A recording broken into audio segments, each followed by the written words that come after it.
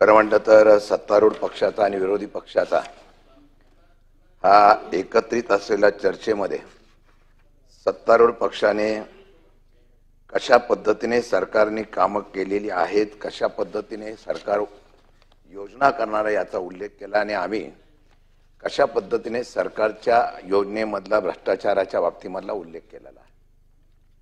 कोकाटे साहेब खरं म्हटलं तर स्पष्ट बोलणारे आहे।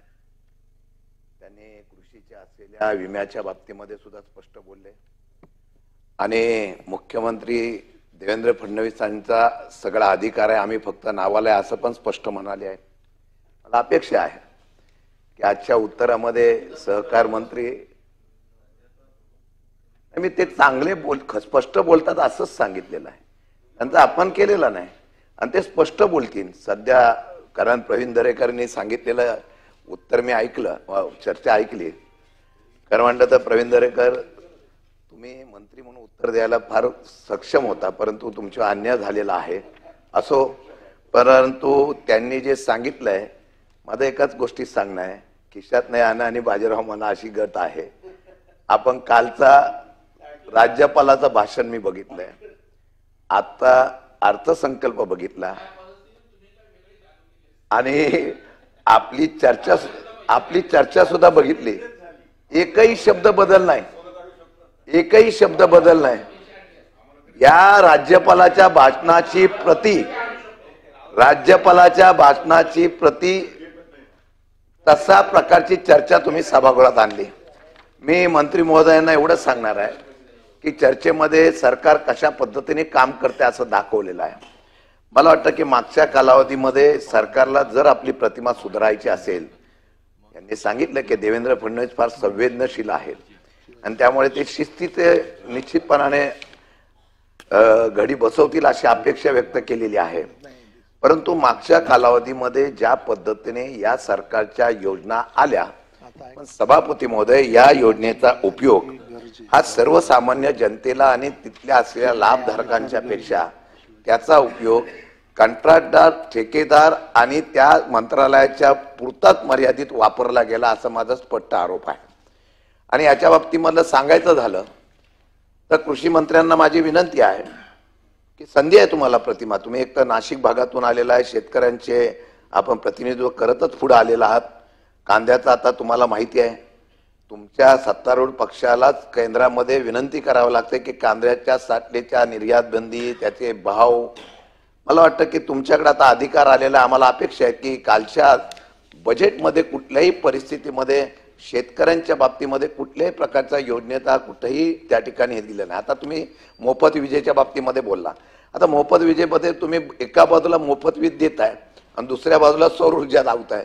म्हणजे सौर ऊर्जा आली की मोफत वीज आलीच ना, म्हणजे डोकं एवढं सुंदर लावतात ना की बोलायची हेच नाही आहे। शेतकऱ्यांना वाटणार नाही नाही आपल्याला आता मोफत वीज मिळाली, पण दुसऱ्या बाजूला कंपल्सरी केल्या। तुम्ही शेतकऱ्यांना कुठल्या विचारा, तुमच्या सुद्धा विचारा, आता त्या निकषामध्ये सौर ऊर्जा प्रकल्प बसतो का नाही, किती किलोमीटर अंतराच्या नंतर सौर ऊर्जा लागत नसेल तर तिथं आपण रेग्युलर वीज दिली पाहिजे। अशा प्रकारच्या काही योजना आहेत, त्याचा गांभीर्याने शेतकऱ्यांशी तुम्ही संवाद करा। प्रत्येक जिल्ह्यामध्ये जा, सहकार आहे, आता सहकार आणि कृषी टिकला तरच शेतकरी टिकल, नाही तर संपला। आता ते शेतकऱ्यांचं बिल खरं म्हटलं तर ते थांबलं गेलंय याचं केंद्रामधलं, ते आलं तर खाजगीमध्येच शेतकरी तिथं आणि उद्योगपती आले असल्याने सहकाराने सगळं संपलं असतं। माझं म्हणणं आहे की या सर्व गोष्टीच्या बाबतीमध्ये आपल्याला विनंती आहे की आपण जर बघितलं तर आज शेतकऱ्यांना कुठल्याही प्रकारचा भाव नाही, हमी भाव मिळावा त्यांची मागणी आहे। मी मागच्या वेळा या अधिवेशनामध्ये बऱ्याच सदस्यांनी आम्ही मागणी केली होती की जोडधंदा असावा, अशा प्रकारची भूमिका असताना या ठिकाणी दुधाला चांगल्या प्रकारचा भाव देण्याचा एक ऐतिहासिक काम मला वाटतं मंत्र्यांनी पुढाकार घ्यावा आणि पशुसंवर्धन मंत्र्यांना सांगून आपण तशा पद्धतीचा निर्णय घेण्याच्या बाबतीमधला निर्णय झाला। कारण अमूलचं दूध येतं, पण आता सगळीकडे गुजरात आक्रमण व्हायला लागलेलं आहे। अमूलचं दूध येतं, पण अमूलच्या दुधापेक्षा आपला दर कमी असल्यामुळे खाजगी दूध संघांना वाढायला लागलेला आहे आणि सहकार संपत चाललेला आहे। आणि म्हणून माझी विनंती आहे की गाईला कमीत कमी 40 रुपये प्रति लिटर आणि म्हशीला 70 रुपये दुधाला या देण्याच्या बाबतीमधल्या मागणीचा आणि आपण काल मी बघितलं बजेटमध्ये कुठल्याही प्रकारचे असं कुठेही दिसलं नाही मला की बजेटमध्ये आपण मागणी करत असताना शेतकऱ्यांना असलेला सबसिडी, आपण बाकीच्या लोकांना सबसिडी दिली, उद्योगधंद्याला दिली, आता वाढवण बंदराला तुम्ही या ठिकाणी प्रगती करताना त्या ठिकाणी आपण मुद्रांक शुल्क माफ केलेलं आहे, परंतु सर्वसामान्य शेतकऱ्यांना अपेक्षित असलेलं अनुदान जे आहेत, मग त्यामध्ये गाईला पौष्टिक आहाराच्या संदर्भामधली जी काही येतं बियाणं येतं, खतं येतात, त्याबरोबर गाईच्या आणि जनावरांच्या साठी पशु खाद्य जे येतं त्याला तुम्ही सबसिडी देण्याच्या बाबतीत मला धाडसी निर्णय घ्या ना. तो जर त्याचा खर्च कमी झाला तर ते निश्चितपणाने दुधाचं उत्पन्न एवढं वाढेल की आपण महाराष्ट्र या असलेल्या दुधाच्या संदर्भामधली विक्रमी असं उत्पादन करून शेतकऱ्याला जोडधंद्याच्या संदर्भातून मदत करू शकतो. आणि या संदर्भामध्ये बरेच नियम आहेत, त्यांनी मागणी केलेली आहे. आपला ब्रँड विकसित केला पाहिजे.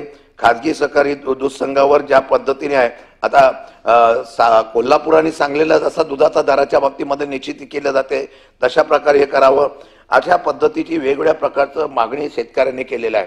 आपल्याकडे दुसरं एक आहे की बोगस खतं आणि बोगस बियाण्याच्या बाबतीमधले सुळसुळाट फार झालेला आहे. आणि याच्या बाबतीमध्ये मागे काही मंत्र्यांच्या माध्यमातून सुद्धा धाडी झाल्या.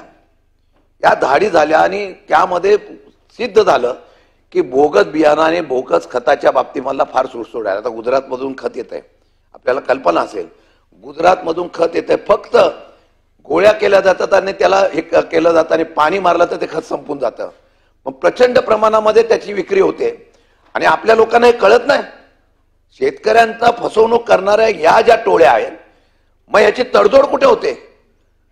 आपण धाड केल्यानंतर जो अधिकारी त्या ठिकाणी कारवाई करतो, ती कारवाई केल्यानंतर कारखाने उद्ध्वस्त करण्याच्या बाबतीत मला निर्णय घेतला जातो. कालांतराने परत ते कारखाने पूर्ववत चालू होतात. याचा अर्थ असा आहे की हे कुठेतरी या संदर्भामधलं रॅकेट आहे आणि हे रॅकेट जर तोडलं गेलं नाही तर शेतकऱ्यांच्या असलेल्या अतोनात नुकसानीला सरकार जबाबदार होऊ शकतं. आणि तशा पद्धतीचा निर्णय आपल्याला निश्चितपणाने घ्यावा लागेल. आणि मला वाटतं की आपल्याकडे रिपोर्ट सुद्धा आहे, पालघरला गुजरातच्या बॉर्डरवर तशाच पद्धतीने वेगवेगळ्या ठिकाणी, सांगली वगैरे या ठिकाणी सुद्धा अशा प्रकारची खताची बोगस कारखाने आहेत.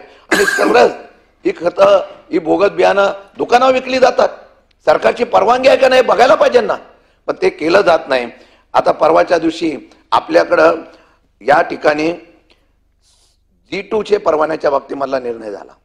केंद्र सरकारने एक ऑर्डर काढली आणि पीजीआर बायोमेट्रिकच्या उत्पादनास विक्री करण्यास बंदी घातली. आपण आता यामध्ये महाराष्ट्रातले बरेच लोक आपले उद्योगधंदा करतात, त्यांचे कारखाने आहेत आणि या सर्व कारखान्याच्या संदर्भामध्ये आपण सांगितलं की या परवान्या बाबतीमध्ये तत्कालीन मुख्यमंत्र्यांनी हे परवानगी मला वाटतं फार मोठ्या प्रमाणात दिले.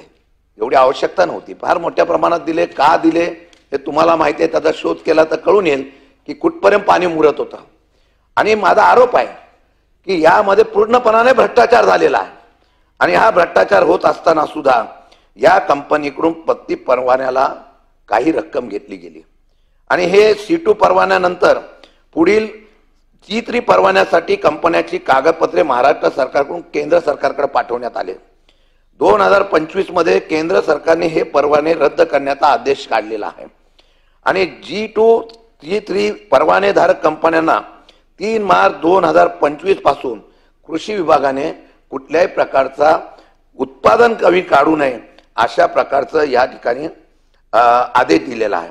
का तर केंद्राचा परवाना येत नाही तोपर्यंत आपण या ठिकाणी नवीन उत्पादन करण्याच्या बाबतीमधली बंदी घातलेली आहे. 4 ते 5 हजार कंपन्या आपल्याकडे आहेत या महाराष्ट्रामध्ये. आणि या महाराष्ट्रामध्ये आपण या कंपन्यांना बंदी घालताना नवीन केंद्र कधी परवानगी देणार तोपर्यंत हे उद्योगपती, त्याच्यावर उद्योगधंदे, त्याच्यावर अवलंबून असलेले सगळेजण मरून जातील. गोवा, कर्नाटक वगैरे ह्या राज्यामध्ये, गुजरात राज्यामध्ये सगळीकडे देशामध्ये बंदी असताना सुद्धा जोपर्यंत केंद्राचा परवाना येत नाही तोपर्यंत या बाबतीमध्ये चालू करण्याच्या बाबतीत मला निर्णय सद्य परिस्थितीमध्ये घेतलेला आहे.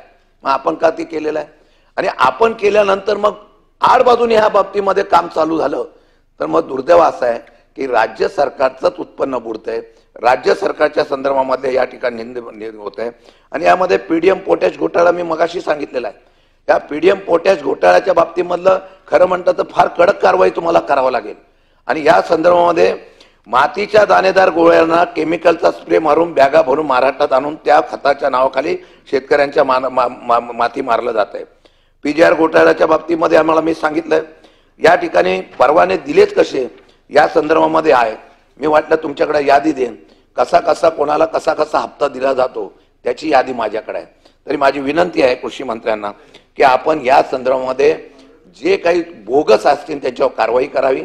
जे प्रामाणिकपणाने काम करतात पण केंद्राच्या योजनेमुळे याला परवानगी मिळत नाही त्याच्या संदर्भामध्ये आपण इतर राज्यासारखे केंद्राची परवानगी येताना प्रामाणिक काम करणाऱ्या या उत्पादन करणाऱ्यांना परवानगी द्यावी अशा प्रकारची मागणी आपल्याला करतोय. त्याबरोबर आपण आपल्या शेतकऱ्यांचं अनुदान जे थकलेलं आहे ठिबक सिंचनचं, आता काल बजेटमध्ये मी बघितलं 5,000-6,000 कोटीच्या वरती काय तुम्हाला मिळालेलं दिसत नाही. आम्हाला अपेक्षा होती 10,000 सॉरी माझ्याकडून 4,000 कमी झाले. आम्हाला वाटलं होतं की लाडक्या बहिणीच्या सारखीच या ठिकाणी योजना 25-30,000 जरी भेटले असते तर शेतकऱ्यांना चांगले दिवस आले असते. तरी या संदर्भामध्ये बघावं किमती वाढलेल्या, मी काल तारांकित प्रश्न वाढलेला टाकला होता, खताच्या किमती वाढलेल्या त्या केंद्राकडे आपण निवेदन पाठवलेलं आहे. खरं म्हटलं तर केंद्र काय निर्णय घेतोय तुमच्या उत्तरातून मला अपेक्षा एवढंच आहे की या खताच्या किमती वाढल्या जरी असला तरी महाराष्ट्र राज्य महाराष्ट्र शासन कृषी खातं याला सबसिडी म्हणून शेतकऱ्यांना मदत करेल अशा प्रकारचा निर्णय द्यावा अशी अपेक्षा मी करतोय. कारण कालच्या बजेटमध्ये कुठल्याही प्रकारचं या अधिवेशनामधल्या बजेटमध्ये अर्थसंकल्पामध्ये कृषी आणि लोकांसाठी कुठल्याही प्रकारचं आलेलं नाही अशी माझी विनंती आहे. बाबासाहेबजी आपण प्रथम मंत्री झालेला आहात, माणिकरावजी मंत्री झालेले आहात. बाबासाहेबजी आता सहकार सदाभाऊ आम्ही बोलणार आहोत. सहकाराच्या बाबतीमध्ये बघायचं झालं तर आता तुम्हाला हे शिवधनुष्य उचलायचं आहे. सहकारामधल्या सहकारी चळवळीमधले सहकारी जिवंत राहिले पाहिजे यासाठी तुम्हाला पावलं उठवायचे. आणि म्हणून तुम्ही ऑनलाईन राहताल. सभागृहाची बैठक आता स्थगित होत आहे. सभागृहाची नियमित बैठक दुपारी 12 वाजता भरेल.